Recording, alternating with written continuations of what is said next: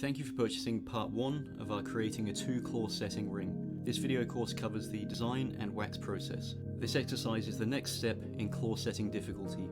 This highly detailed and fully narrated and demonstrated course will further your understanding of claw setting using wax jewelry making techniques.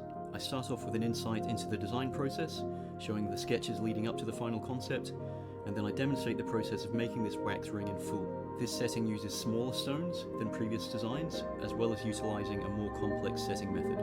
It is recommended you repeat this wax process 2 or more times in order to fully grasp the concept, overcome the associated complications, and gain the required motor skills.